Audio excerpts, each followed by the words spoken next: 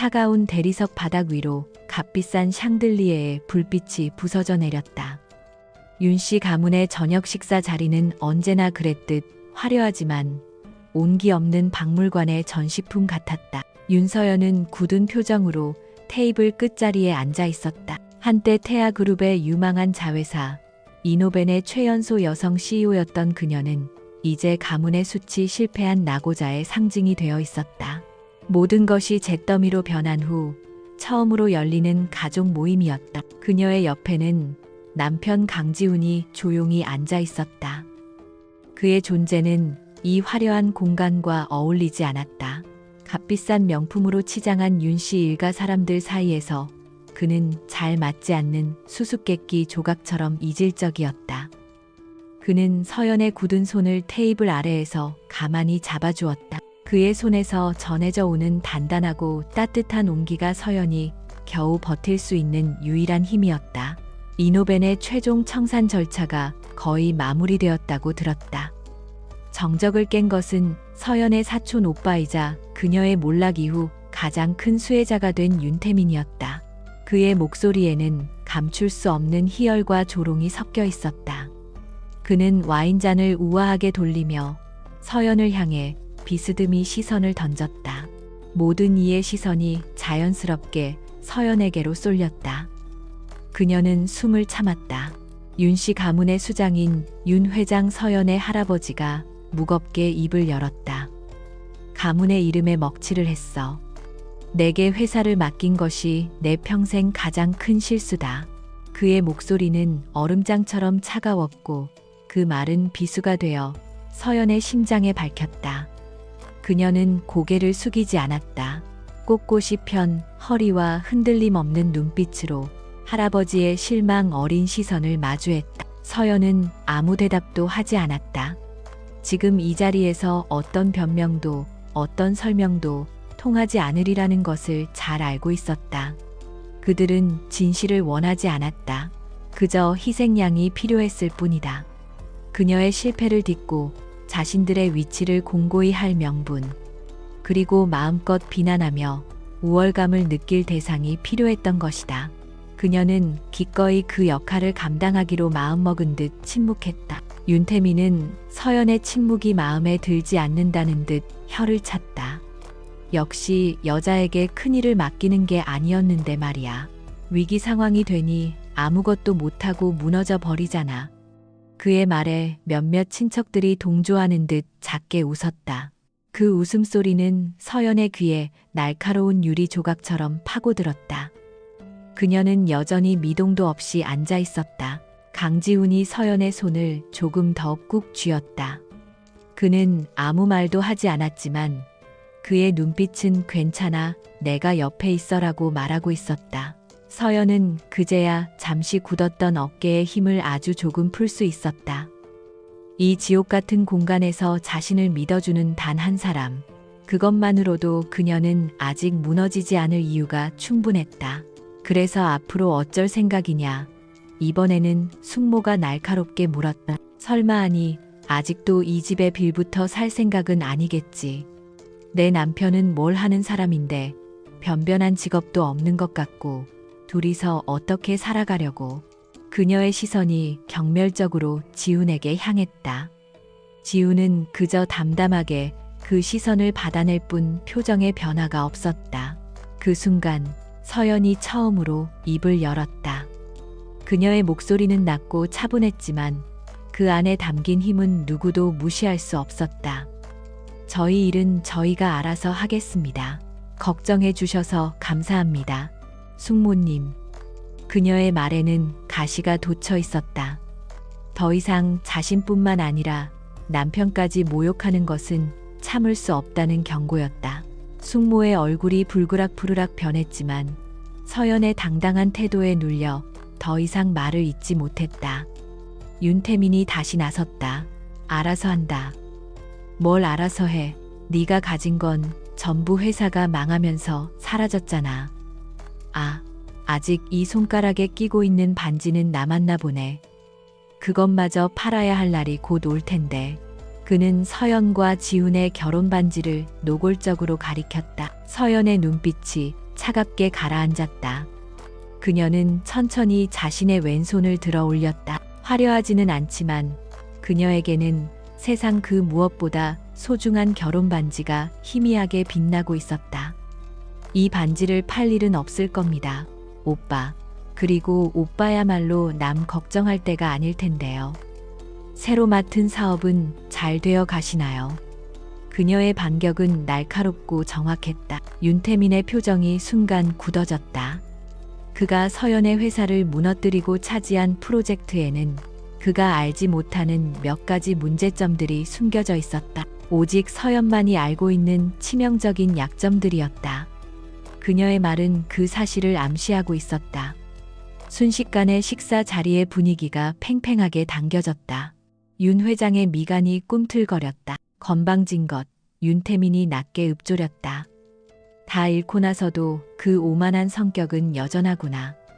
곧 땅을 치고 후회하게 될 거다.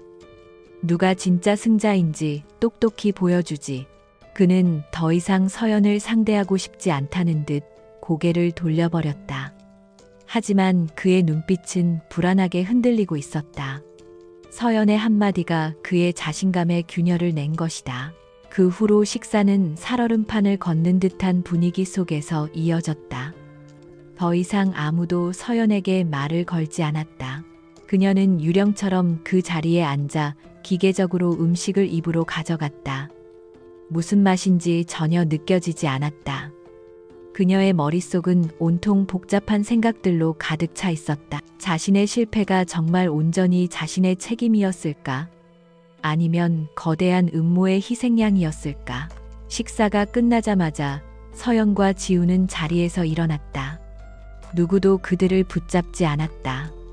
마치 기다렸다는 듯이 외면했다. 그들이 현관을 나설 때 등 뒤로 윤 회장의 마지막 말이 들려왔다. 다시는 내 눈에 띄지 마라. 그 말은 사형 선고와도 같았다. 윤 씨 가문에서 완벽하게 제명되는 순간이었다. 서연은 잠시 걸음을 멈췄지만 뒤돌아보지 않았다. 차가운 밤 공기가 폐부 깊숙이 스며들었다. 서연은 그제야 자신이 숨을 참고 있었다는 것을 깨닫고 길게 숨을 내쉬었다. 지훈이 자신의 코트를 벗어 그녀의 어깨에 걸쳐 주었다. 그의 차는 저택의 화려한 고급 차들 사이에 초라하게 서 있었다. 평범한 국산 세단. 하지만 지금 서연에게는 세상에서 가장 안전한 피난처처럼 느껴졌다. 차에 올라타자 마셔 팽팽하게 버티고 있던 서연의 몸이 무너져 내렸다. 그녀는 소리내어 울지 않았다. 그저 눈물만이 쉴 새 없이 뺨을 타고 흘러내렸다. 지우는 아무것도 묻지 않고 차를 출발시켰다. 그는 라디오를 켜서 조용한 클래식 음악이 차 안을 채우게 했다. 그리고는 말없이 운전하며 그녀가 마음껏 슬픔을 쏟아낼 수 있도록 기다려 주었다. 한참을 울던 서연이 겨우 눈물을 그치고 입을 열었다. 미안해. 당신까지 나 때문에 이런 수모를 겪게 해서. 그녀의 목소리는 심하게 잠겨 있었다. 지우는 운전대에서 한 손을 떼어 그녀의 손을 다시 잡았다. 수모라고 생각 안 해. 나는 그냥 내 아내가 힘든 자리에 함께 있어준 것뿐이야. 그게 당연한 거고. 그의 말은 꾸밈이 없었지만 어떤 위로보다도 큰 힘이 되었다. 그들은 내가 모든 걸 망쳤다고 생각해. 내가 무능해서 여자라서 그래서 회사가 망했다고. 서연이 씁쓸하게 중얼거렸다. 그녀는 자신의 능력을 의심하지 않았다. 이노베는 그녀의 모든 것이었고 누구보다 열정적으로 회사를 이끌었다. 하지만 결과는 처참한 실패였다. 무언가 잘못되었다는 것을 직감했지만 증거가 없었다. 지우는 잠시 침묵하다가 말했다. 세상 사람들이 다 당신을 비난해도 나는 당신을 믿어. 당신이 얼마나 노력했는지, 얼마나 똑똑한 사람인지 내가 제일 잘 알아. 결과가 어떻든 윤서연이라는 사람은 변하지 않아. 그의 신뢰는 서연의 마음 가장 깊은 곳을 울렸다. 가족에게서 버림받은 그녀에게 그의 믿음은 세상 전부와도 같았다. 그들은 자신들의 작은 아파트로 돌아왔다.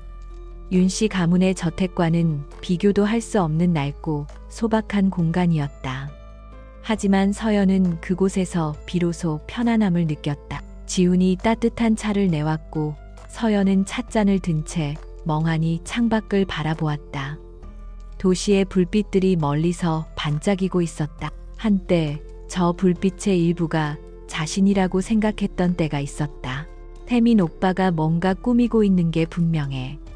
서연이 조용히 말했다. 오늘 내 말에 흔들리는 눈빛을 봤어. 이노벤이 무너진 과정에 분명 비리가 있을 거야. 내가 너무 안일했어. 내부의 적을 의심하지 못했지. 그녀의 눈에 다시금 총기가 돌아오기 시작했다. 슬픔과 절망이 있던 자리에 차가운 분노와 의지가 자리 잡았다. 지훈은 조용히 그녀의 말을 들었다. 그는 섣부른 조언이나 의견을 내놓지 않았다. 그저 서연이 스스로 생각하고 결론을 내릴 때까지 묵묵히 지지해주는 역할에 충실했다. 만약 그렇다면 어떻게 할 생각이야? 그가 조심스럽게 물었다. 그의 질문은 그녀의 결심을 확인하고 싶다는 의미였다. 서연은 찻잔을 내려놓고 지훈을 똑바로 바라보았다. 그녀의 눈빛은 더 이상 패배자의 그것이 아니었다. 상처 입은 맹수의 눈빛, 다시 일어서서 싸울 준비가 된 전사의 눈빛이었다. 모든 걸 되찾을 거야. 내 명예 그리고 내 회사. 나를 이렇게 만든 사람들에게 반드시 대가를 치르게 할 거야. 그게 누구든 어떤 대가를 치르더라도. 그녀의 선언에 지훈은 아무 말 없이 희미하게 미소 지었다. 그의 아내가 돌아왔다. 절망의 잿더미 속에서 다시 일어서려는 불사조처럼 그녀는 아직 죽지 않았다. 그는 그녀가 무엇을 결심하든 그 길의 끝까지 함께할 준비가 되어 있었다. 세상이 그녀에게 등을 돌렸지만 그는 언제나 그녀의 편이 되어줄 것이다. 그날 밤 서연은 잠을 이루지 못했다. 그녀는 밤새도록 지난 몇 년간의 회사 자료들을 머릿속으로 복기했다. 수많은 계약서, 재무제표, 이메일들이 스쳐 지나갔다. 분명 어딘가에 단서가 있을 것이다. 윤태민이 남겼을 작은 실수, 감추고 싶었을 흔적. 그녀는 그것을 찾아내야만 했다. 이것은 단순히 복수를 위한 것이 아니었다. 자신의 삶을 되찾기 위한 싸움의 시작이었다. 새벽의 차가운 공기가 낡은 아파트의 창문 틈으로 스며들었다. 윤서연은 며칠째 밤을 새우다시피 하며 노트북 화면에 코를 밟고 있었다. CEO 시절의 화려했던 사무실은 사라지고 이제 그녀의 세상은 작은 거실 테이블 위로 한정되었다. 수십 통의 이력서를 보냈지만 돌아오는 것은 정중하지만 차가운 거절의 메일이거나 혹은 아무런 답장도 없는 침묵뿐이었다. 태아그룹의 그림자는 생각보다 길고 어두웠다. 그녀의 이름 앞에는 실패한 CEO라는 주홍 글씨가 새겨져 있었다. 몇 번의 면접 기회가 있었지만 면접관들은 그녀의 화려했던 경력과 현재의 초라한 상황 사이의 간극을 의심의 눈초리로 바라볼 뿐이었다. 한 중소기업의 임원은 노골적으로 윤서연 씨를 고용했다가 태아그룹에 밑보일 일 있습니까? 라고 묻기까지 했다. 그녀는 자신이 업계에서 완전히 고립되었음을 깨달았다. 윤태민이 보이지 않는 손으로 그녀의 모든 길을 막고 있었다. 그날도 허탈한 마음으로 집에 돌아왔을 때 강지훈은 따뜻한 저녁 식사를 차려놓고 그녀를 기다리고 있었다. 그는 서연의 지친 얼굴을 보고도 아무것도 묻지 않았다. 그저 묵묵히 그녀의 앞에 밥과 국을 놓아주었다. 그의 평온한 일상이 오히려 절망에 빠진 서연에게는 큰 위안이 되었다. 이 세상에 온전히 그녀의 편이 되어주는 단 한 사람의 존재가 얼마나 소중한지 새삼 깨닫는 순간이었다. 너무 조급해하지 마. 당신은 잠시 쉬어갈 시간이 필요한 것뿐이야. 지훈이 따뜻한 목소리로 말했다. 그는 서연의 경력이나 사회적 지위를 보고 그녀를 사랑한 것이 아니었다. 그에게 그녀는 그저 사랑하는 아내 윤서연일 뿐이었다. 그의 변함없는 태도는 서연이 자신을 잃지 않도록 붙들어주는 든든한 닭과 같았다. 구직 활동이 무의미하다는 것을 깨달은 서연은 다른 길을 찾기 시작했다. 외부에서 길을 찾을 수 없다면 내부에서 과거에서부터 시작해야 했다. 그녀는 개인적으로 백업해 두었던 이노벤의 자료들을 열었다. 회사의 공식 서버는 압류되어 접근할 수 없었지만 CEO로 일하며 밤낮으로 검토했던 수많은 보고서와 데이터들이 그녀의 개인 클라우드에 고스란히 남아 있었다. 그것은 추억이 아닌 싸움을 위한 무기였다. 수만 개의 셀로 이루어진 엑셀 시트와 수백 페이지에 달하는 사업 보고서들. 서연은 미로 같은 숫자와 텍스트 속에서 길을 잃지 않기 위해 집중했다. 그녀는 이노벤을 파산으로 몰고 간 결정적인 프로젝트 넥서스 프로젝트의 자료부터 파고들었다. 해외 투자 유치 실패로 좌초된 비운의 프로젝트.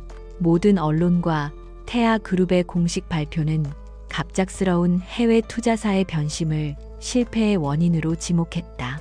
밤낮 없이 자료를 검토하던 어느 날 새벽, 서연의 눈이 번쩍 뜨였다.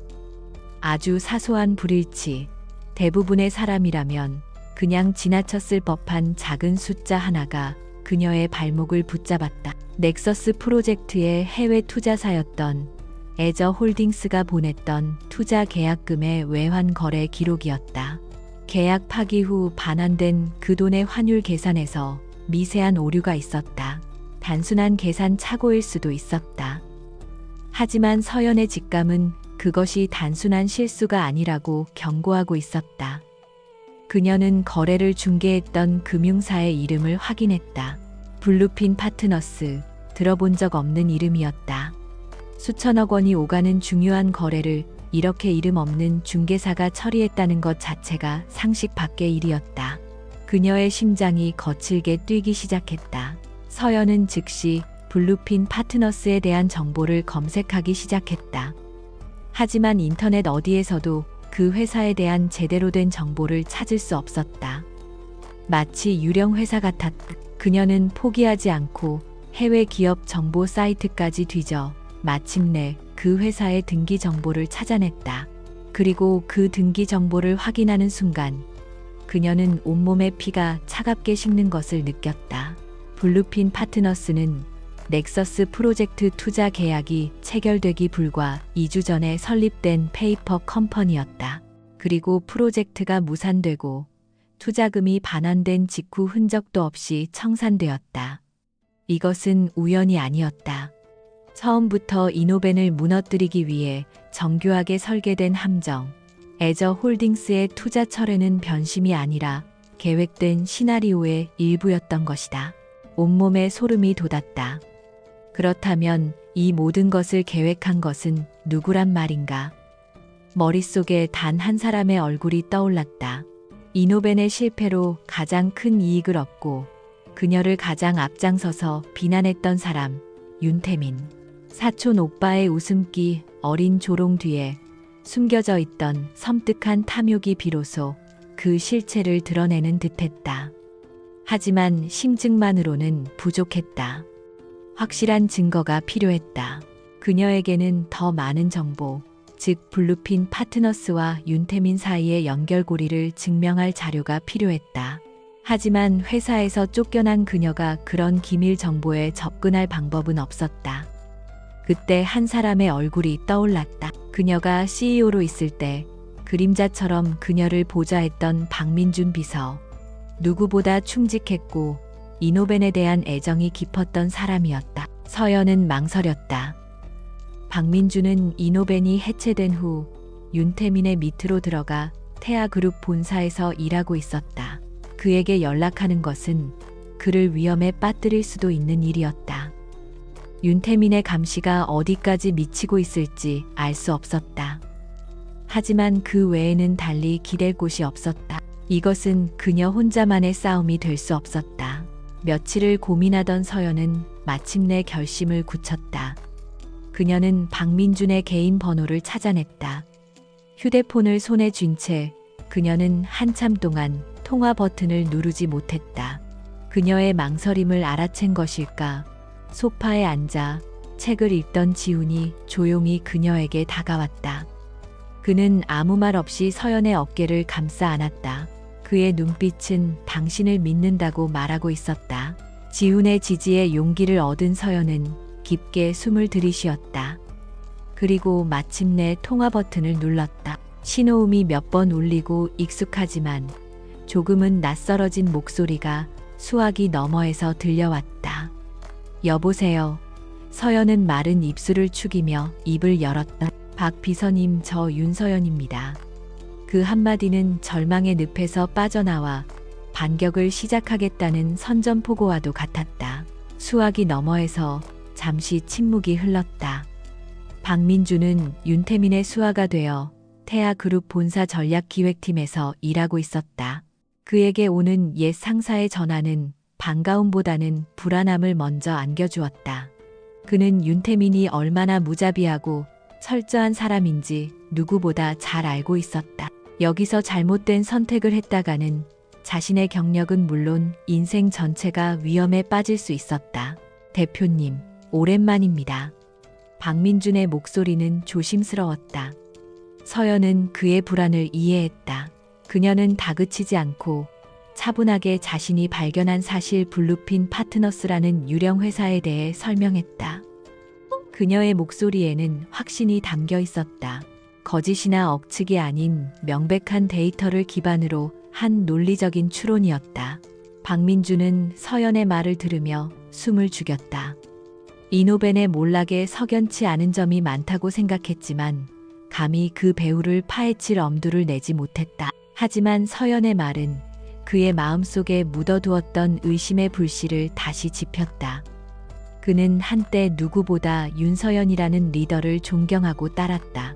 그녀의 능력과 인품을 알기에 지금의 상황이 부당하다는 것을 본능적으로 느끼고 있었다. 제가 뭘 도와드리면 되겠습니까? 긴 고민 끝에 나온 박민준의 대답이었다. 그 한마디에 서연은 가슴을 쓸어내렸다. 그녀는 혼자가 아니었다. 그녀는 그에게 블루핀 파트너스와 윤태민 상무 사이의 자금 흐름을 추적할 수 있는 내부 자료를 부탁했다. 그것은 매우 위험한 일이었다. 태아그룹의 내부 감사망은 거미줄처럼 촘촘했다. 그들은 며칠 후 사람들이 붐비는 낡은 재래시장의 한 허름한 국밥집에서 만났다. 최첨단 기술과 보안을 자랑하는 태아그룹의 심장부에서 정보를 빼내는 두 사람의 접선 장소로는 아이러니하게도 가장 아날로그적인 공간이었다. 박민주는 주변을 살피며 서연에게 작은 USB 하나를 건넸다. 그 안에는 암호화된 파일들이 담겨 있었다. 윤 상무가 최근 들어 보안을 강화하고 주요 자료에 대한 접근 기록을 매일 보고받고 있습니다. 아주 조심해야 합니다. 박민준이 낮은 목소리로 경고했다. 그의 얼굴에는 긴장감이 역력했다. 서연은 고개를 끄덕이며 그의 손을 잡았다. 고마워요, 박 비서님. 이 은혜는 평생 잊지 않겠습니다. 그리고 절대로 무리하지 마세요. 그날 이후 서연과 박민준의 비밀스러운 공조가 시작되었다. 서연은 집에서 USB 안의 자료들을 분석해 퍼즐 조각을 맞추고 박민준은 회사 내에서 위험을 감수하며 그녀가 필요로 하는 조각들을 하나씩 찾아내 전달했다. 그들의 공통된 목표는 단 하나, 윤태민의 가면을 벗겨내는 것이었다. 자료를 파고들수록 거대한 음모의 실체가 서서히 드러났다. 블루핀 파트너스로 흘러들어간 돈은 조세피난처에 있는 여러 개의 계좌를 거치며 세탁되었고 그 자금의 일부가 윤태민의 오랜 측근인 재무이사의 차명 계좌로 흘러들어간 정황이 포착되었다. 그들은 꼬리를 잡았다. 하지만 결정적인 증거, 즉 윤태민에게 직접 돈이 전달되었다는 증거는 아직 찾지 못했다. 한편 윤태민은 본능적으로 무언가 잘못 돌아가고 있음을 감지하고 있었다. 그는 자신의 계획이 완벽했다고 믿었지만 최근 들어 사소하게 신경을 긁는 일들이 생겨나고 있었다. 박민준의 업무 보고가 어딘지 모르게 부자연스러웠고 서버의 특정 파일에 대한 접근 기록에 미세한 흔들림이 있었다. 그의 예민한 촉수가 위험 신호를 보내기 시작했다. 그는 서연을 떠올렸다. 그 오만하고 꺾이지 않던 눈빛, 마지막 가족 모임에서 자신을 향해 던졌던 의미심장한 한마디. 설마 그 여자가 무언가 알아차리고 움직이는 것일까? 윤태민은 비웃었다. 가진 것 하나 없는 빈털터리가 감히 자신에게 덤벼들 리 없다고 생각하면서도 마음 한구석의 불안감은 쉬이 가시지 않았다. 확인이 필요했다. 그는 자신의 수아에게 서연의 뒷조사를 지시했다. 며칠 뒤 서연이 집으로 돌아왔을 때 그녀는 현관문이 미세하게 열려 있는 것을 발견했다. 심장이 철렁 내려앉았다. 그녀는 조심스럽게 안으로 들어갔다. 집안은 겉보기에는 아무런 이상이 없었다. 하지만 그녀는 직감적으로 누군가 다녀갔다는 것을 알 수 있었다. 그리고 거실 테이블 위에 놓인 자신의 노트북을 보는 순간 온몸이 얼어붙었다. 노트북은 액정이 산산조각 난 채로 망가져 있었다. 도둑이 든 것이 아니었다. 사라진 물건은 하나도 없었다. 오직 그녀가 조사하던 자료가 담긴 노트북만이 파괴되어 있었다. 이것은 명백한 경고였다. 더 이상 파고들지 마라. 모든 것을 알고 있다. 윤태민의 비릿한 웃음소리가 귓가에 들리는 듯했다. 서연은 공포에 질려 주저앉았다. 싸움의 양상이 달라졌다. 이것은 더 이상 명예회복의 문제가 아니라 생존의 문제가 되었다. 그때 지훈이 장을 보고 집으로 돌아왔다. 그는 망가진 노트북과 하얗게 질린 서연의 얼굴을 번갈아 보더니 이내 모든 상황을 파악했다. 그는 아무 말 없이 서연에게 다가가 그녀를 일으켜 안아주었다. 그의 품은 놀라울 정도로 단단하고 안정적이었다. 괜찮아, 그가 물었다. 서연은 겨우 고개를 끄덕였다. 그날 밤 지훈은 평소와 달랐다. 늘 온화하고 부드럽던 그의 눈빛에 차가운 분노가 서려 있었다. 그는 말없이 현관문의 잠금 장치를 더 튼튼한 것으로 교체하고 창문마다 보안 센서를 설치했다. 그의 능숙하고 빠른 손놀림은 평범한 프리랜서 프로그래머의 그것이 아니었다. 서연은 그런 그를 낯설게 바라보았다. 그들이 선을 넘었어. 지훈이 낮은 목소리로 말했다. 당신을 위협하게 내버려 두지 않을 거야. 이제 물러설 수 없어. 끝까지 가야 해. 그의 목소리에는 서연이 한 번도 느껴보지 못했던 강철 같은 의지가 담겨 있었다. 그의 지지는 서연의 공포를 분노로 바꾸었다.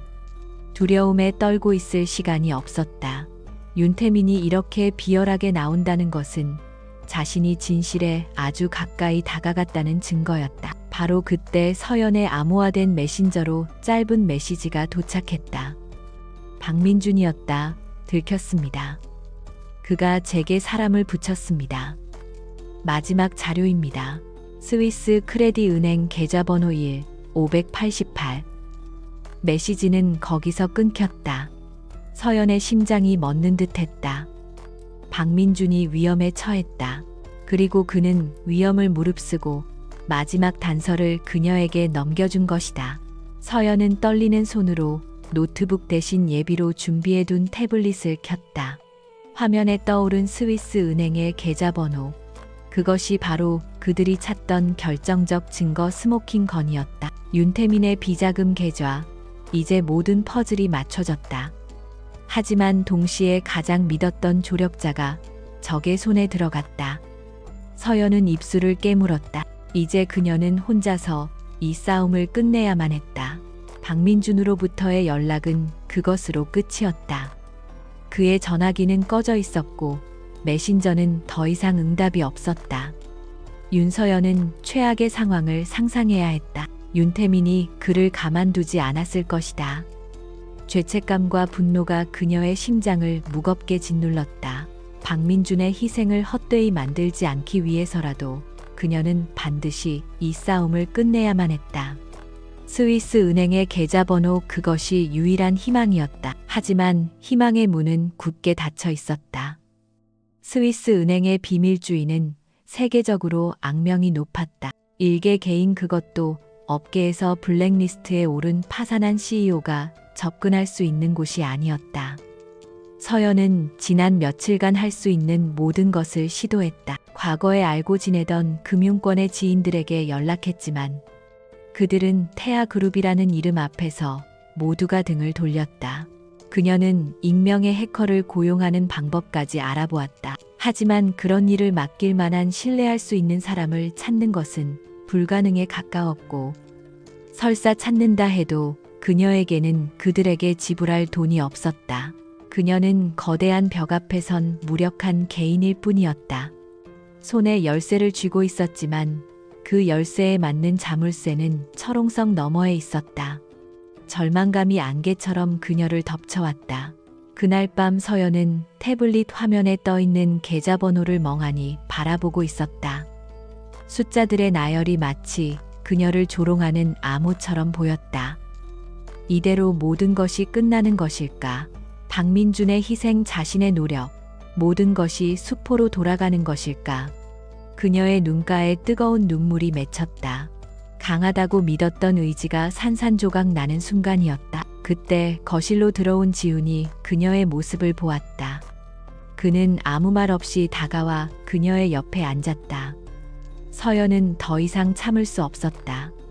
그녀는 무너져 내렸다. 지난 몇 주간 겪었던 모든 일들, 블루핀 파트너스에 대한 의심, 박민준과의 비밀 공조, 그리고 그의 실종과 마지막으로 남긴 계좌번호까지, 그녀는 모든 것을 지훈에게 털어놓았다. 그녀는 지훈의 동정이나 위로를 바란 것이 아니었다. 어쩌면 이 위험한 일에 그를 끌어들인 것에 대한 사죄의 마음이었을지도 모른다. 그녀는 그가 겁을 먹고 이제 그만두자고 말할 것이라 예상했다.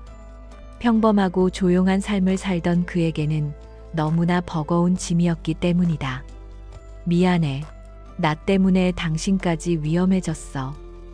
이제 어떻게 해야 할지 하나도 모르겠어. 그녀의 목소리는 절망으로 가득 차 있었다. 하지만 지훈의 반응은 그녀의 예상을 완전히 벗어났다. 그는 놀라거나 두려워하는 기색이 없었다. 오히려 그는 모든 것을 알고 있었다는 듯 차분하고 침착한 표정으로 그녀의 이야기를 끝까지 들었다. 서연의 말이 끝나자 그는 그녀의 손에서 태블릿을 조용히 가져갔다. 그의 눈빛은 그 어느 때보다 진지하고 깊었다. 그는 태블릿 화면의 계좌번호를 잠시 바라보더니 믿을 수 없는 말을 내뱉었다. 크레딧 스위스 은행 계좌네. 우리 가문이 이 은행의 최대 주주 중 하나야. 이 계좌의 거래 내역을 확인하는 건 문제없어. 그의 목소리는 너무나 담담해서 오히려 비현실적으로 들렸다. 서연은 순간 자신의 귀를 의심했다. 지금 뭐라고 했어요? 당신 가문이. 서연은 혼란스러운 표정으로 되물었다. 장난하는 걸까? 아니면 자신을 위로하기 위해 말도 안 되는 거짓말을 하는 걸까? 그녀가 알고 있는 강지훈의 가족은 평범한 교민으로 해외에 살고 있을 뿐이었다. 그의 입에서 나올 리 없는 단어들의 조합이었다.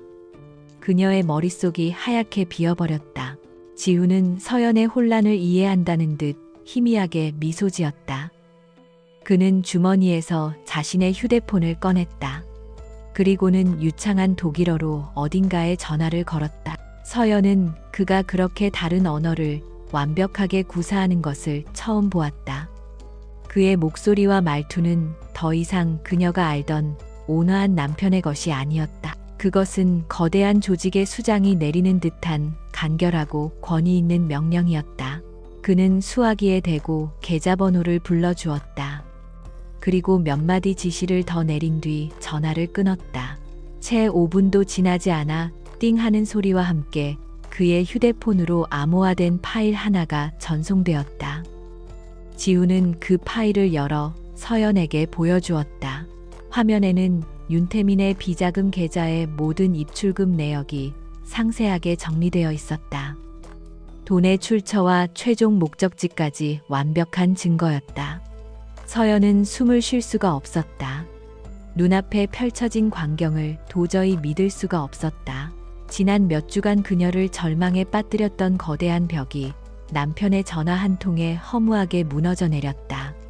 그녀는 천천히 고개를 들어 지훈을 바라보았다. 늘 익숙하다고 생각했던 남편의 얼굴이 낯설게 느껴졌다. 이 사람은 누구지? 내가 사랑했던 강지훈은 대체 누구지?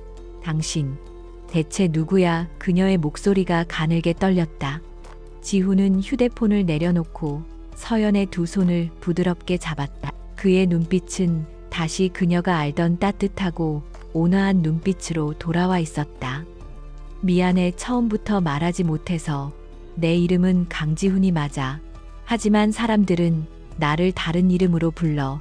지산금융그룹 강민혁 회장의 외아들. 지산금융그룹. 그 이름을 듣는 순간 서연의 머릿속이 텅 비었다.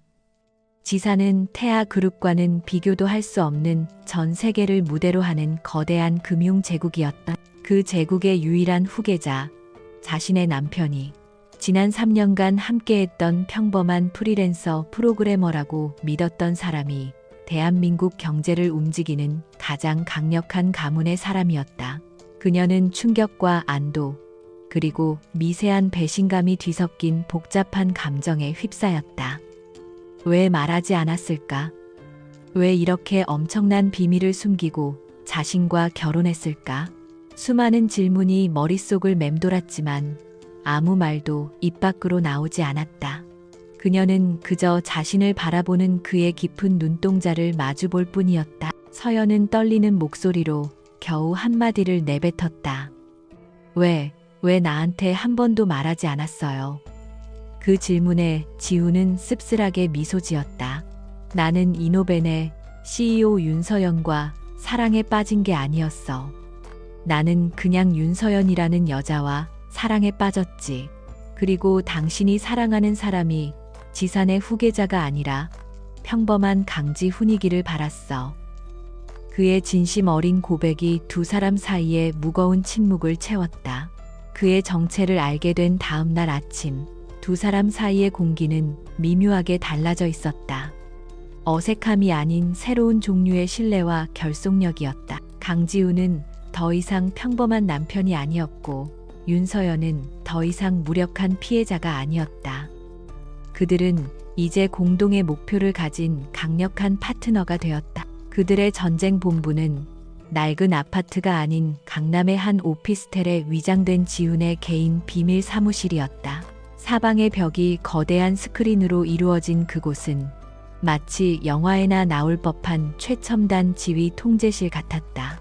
서연은 스크린의 태아그룹의 지배 구조와 윤태민이 담당하고 있는 사업 포트폴리오를 띄웠다. 그녀의 눈빛은 다시 이노벤을 이끌던 시절의 총명한 CEO의 그것으로 돌아와 있었다.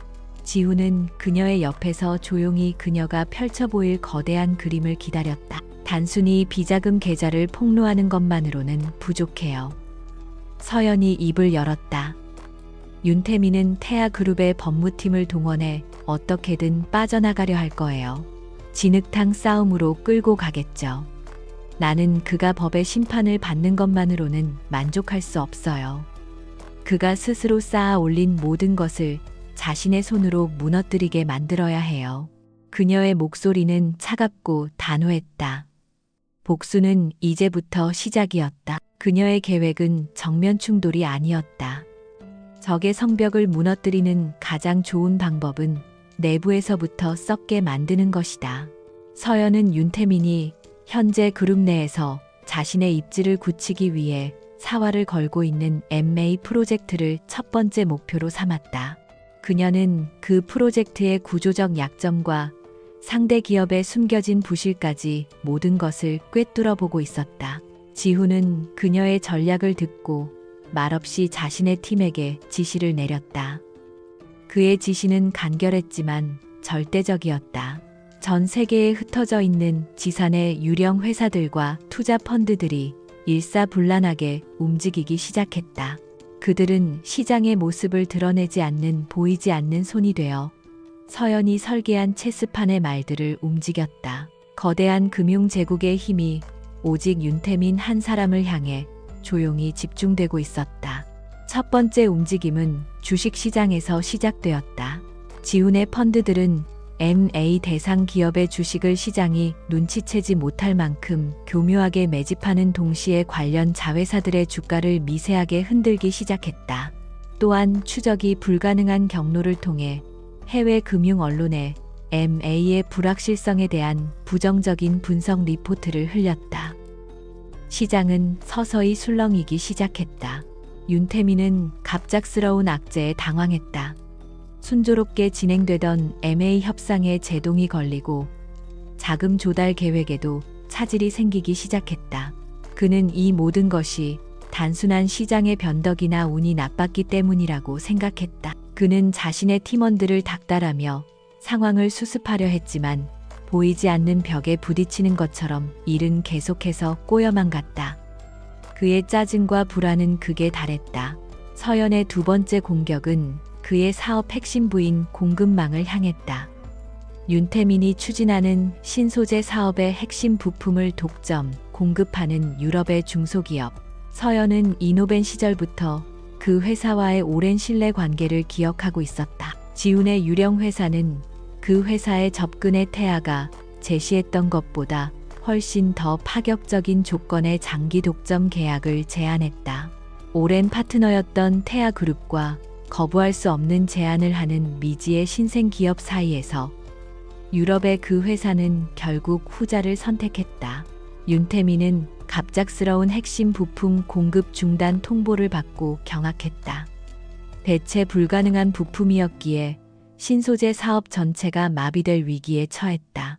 그는 사방에 수소문하며 새로운 공급처를 찾으려 했지만 이미 시장은 지훈의 손안에 있었다.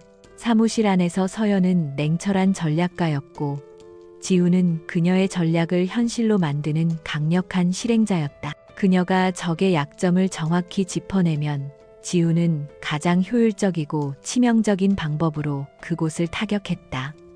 그들의 호흡은 완벽했다.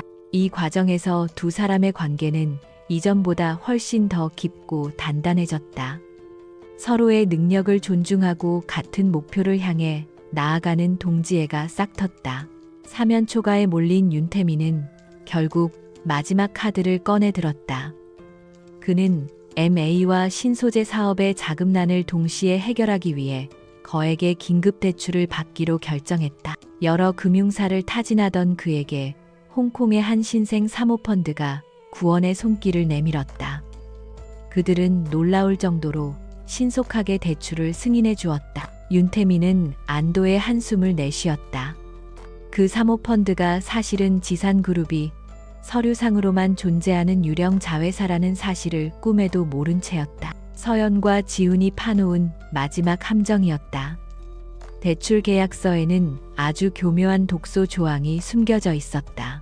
태아그룹의 주가가 특정 지점 이하로 떨어질 경우 즉시 대출금을 회수하고 담보로 잡힌 윤태민의 모든 개인 자산과 지분을 처분할 수 있다는 조항이었다.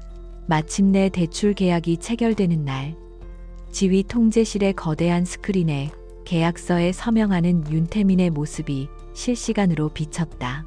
그는 위기를 넘겼다는 안도감에 옅은 미소까지 띠고 있었다.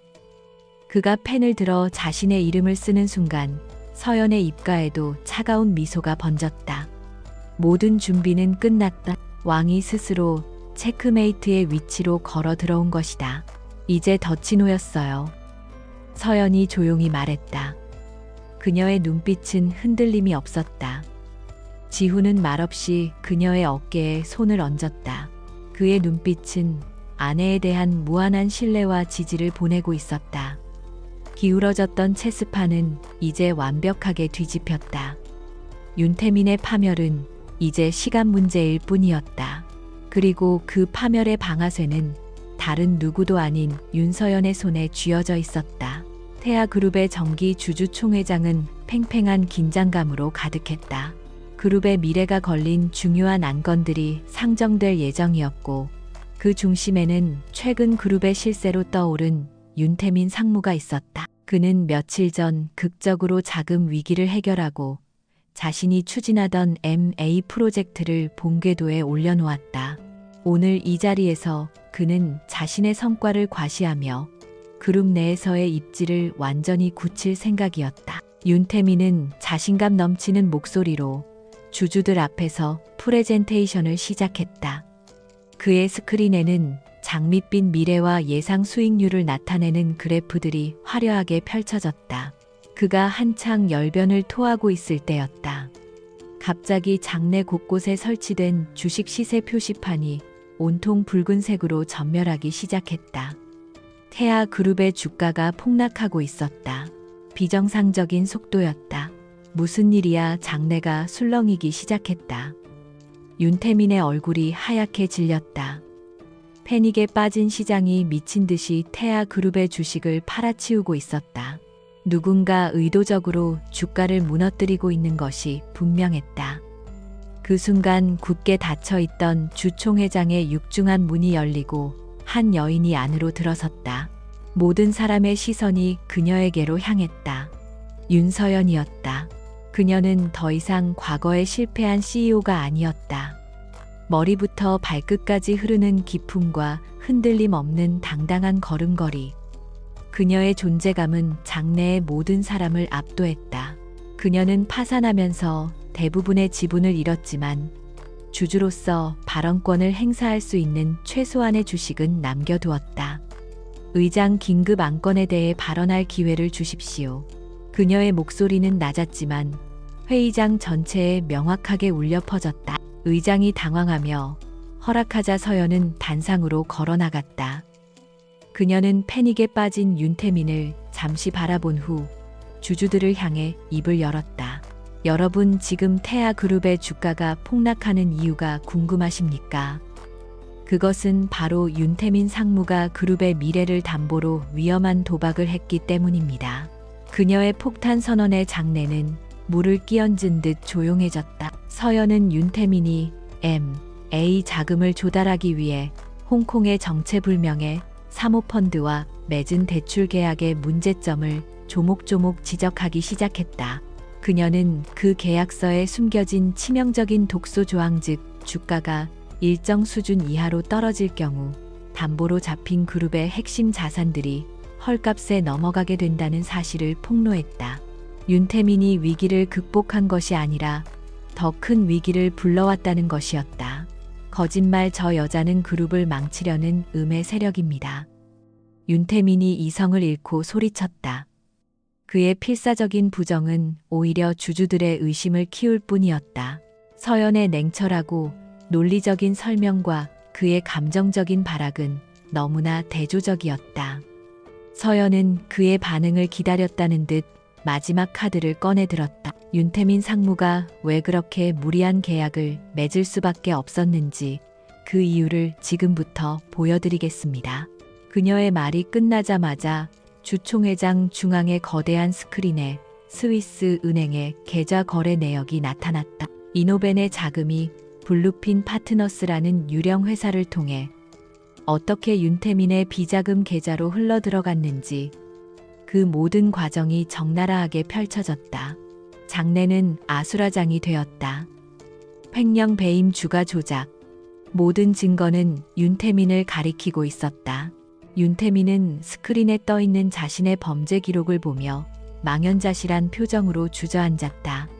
그의 세상이 무너져 내리는 순간이었다. 모든 시선은 이제 한 사람에게로 향했다.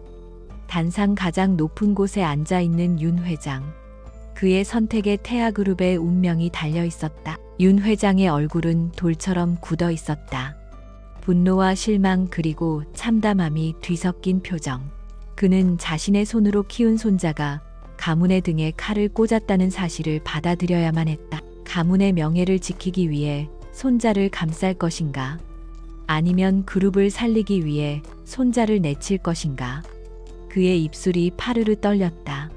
오랜 침묵 끝에 그가 마이크를 잡았다. 윤태민 상무를 즉시 모든 직위에서 해제하고 검찰에 고발하도록 하겠다. 그의 목소리는 갈라졌지만 그 결정은 단호했다. 손자를 버리고 그룹을 택한 것이다. 그 선언과 함께 보안 요원들이 다가와 넋이 나간 윤태민을 끌고 나갔다. 그는 할아버지라고 절규했지만 윤 회장은 끝내 그를 돌아보지 않았다. 폭풍이 휩쓸고 간 주총회장. 모든 것이 혼란스러운 가운데 오직 윤서연만이 고요하게 서 있었다. 그녀는 자신의 승리를 확인했다. 그녀는 복수를 완성했다. 회의장 뒤편 한 투자사의 보좌관으로 위장하고 있던 강지훈과 그녀의 눈이 마주쳤다. 지훈은 그녀를 향해 희미하게 고개를 끄덕였다. 그들의 조용한 승리였다. 서연은 아수라장이 된 회의장을 뒤로하고 조용히 밖으로 나왔다. 문 밖에서는 냄새를 맡은 기자들이 벌떼처럼 몰려들었다. 수많은 카메라 플래시와 질문이 쏟아졌지만 그녀는 아무 말도 하지 않고 그 사이를 뚫고 걸어 나갔다. 태아그룹과의 싸움은 이제 끝났다. 그녀가 원했던 것은 파괴가 아니라 썩은 부위를 도려내는 것이었다.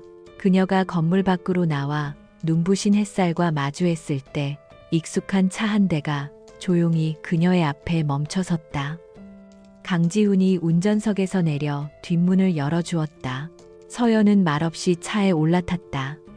거대한 폭풍이 지나갔다. 이제 새로운 아침을 맞이할 시간이었다.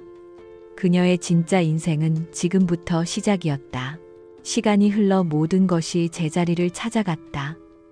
윤태민은 횡령과 배임 주가 조작 등의 혐의로 구속되어 법의 엄중한 심판을 받았다. 그의 몰락과 함께 태아그룹은 뿌리부터 흔들렸고 대한민국을 대표하던 재벌 가문의 명성은 하루아침에 땅에 떨어졌다. 언론은 연일 태아그룹의 비리를 대서특필하며 재벌 개혁의 필요성을 외쳤다. 폭풍의 중심에 있었던 윤서연은 세상의 관심에서 한 발짝 물러나 있었다. 그러던 어느 날 그녀에게 윤 회장의 연락이 왔다. 몇 달 만에 다시 찾은 윤 씨 가문의 저택은 예전의 위압적인 모습은 온데간데 없이 쓸쓸하고 적막한 기운만이 감돌고 있었다. 응접실에 마주 앉은 윤 회장은 눈에 띄게 쇠약해져 있었다. 그는 한참 동안 말이 없다가 겨우 무거운 입을 열었다. 그는 서연에게 공식적으로 사과했다. 그리고는 그녀에게 태아그룹으로 돌아와 달라고 부탁했다. 네가 돌아와서 이 모든 것을 바로잡아다오. 그룹의 경영권을 내게 맡기겠다. 그것은 파격적인 제안이었다. 가문의 후계자 자리이자 대한민국 재계의 정점에 오를 수 있는 기회. 한때 그녀가 꿈꿨을지도 모르는 자리였다. 그녀를 경멸하고 무시했던 다른 가족들도 이제는 그녀의 눈치를 살피며 그녀의 결정을 기다리고 있었다. 모든 것이 역전된 상황이었다. 하지만 서연의 마음은 조금도 흔들리지 않았다. 그녀는 조용히 고개를 저었다. 죄송합니다, 할아버지. 저는 더 이상 태아의 사람이 아닙니다. 그녀의 목소리는 단호했다. 태아는 제게 영광과 상처를 동시에 안겨준 곳입니다.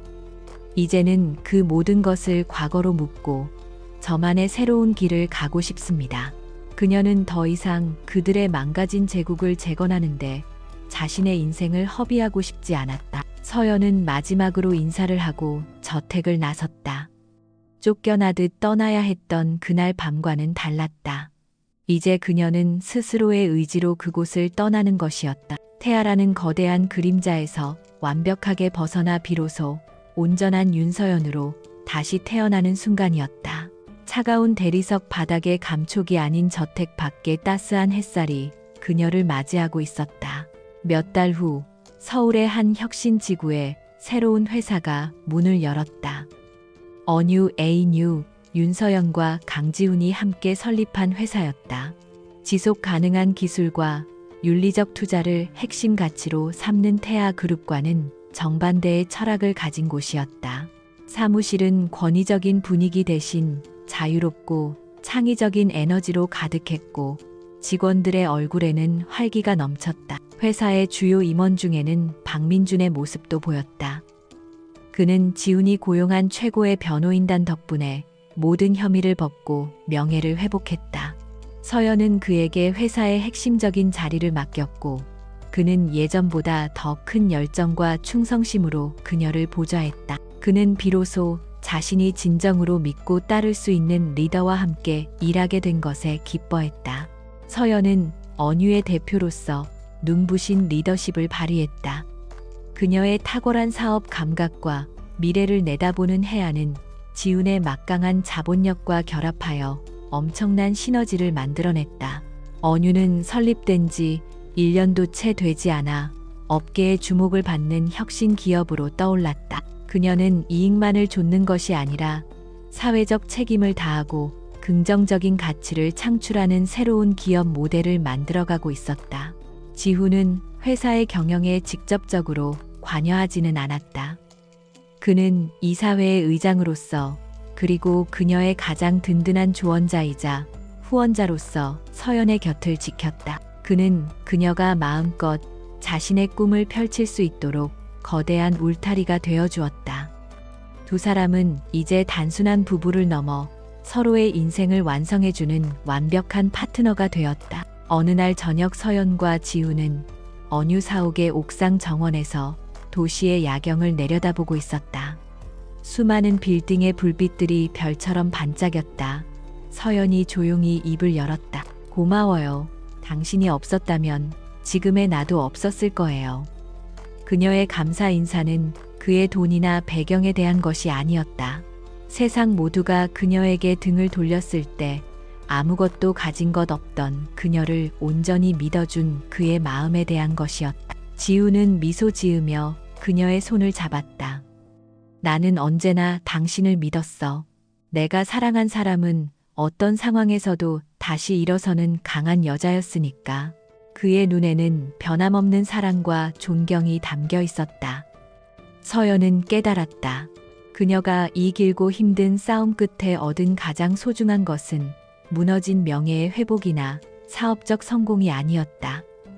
바로 곁에 있는 이 사람 강지훈의 사랑이었다. 1년 후, 언유는 대한민국을 넘어 세계가 주목하는 기업으로 성장했다. 윤서연 대표는 21세기 기업이 나아가야 할 길을 제시한 혁신가로 평가받으며 수많은 젊은이들의 롤모델이 되었다. 그녀는 모교의 강단에 서서 미래의 창업가들을 향해 연설하고 있었다. 그녀는 진정한 성공이란 부나 권력이 아니라 자기 자신에게 떳떳한 가치를 만들어내는 것이라고 말했다. 그녀의 얼굴은 과거의 그늘을 완전히 벗고 진정한 행복과 자신감으로 환하게 빛나고 있었다. 강당의 뒷자리에서 강지훈이 그런 그녀를 자랑스럽고 사랑스러운 눈빛으로 바라보고 있었다. 연설이 끝나고 두 사람은 인파 속에서 서로를 찾아 미소 지었다. 그리고는 나란히 손을 잡고 강당을 걸어 나갔다. 모든 면에서 완벽하게 동등한 두 파트너가 밝은 미래를 향해 함께 나아가는 모습이었다.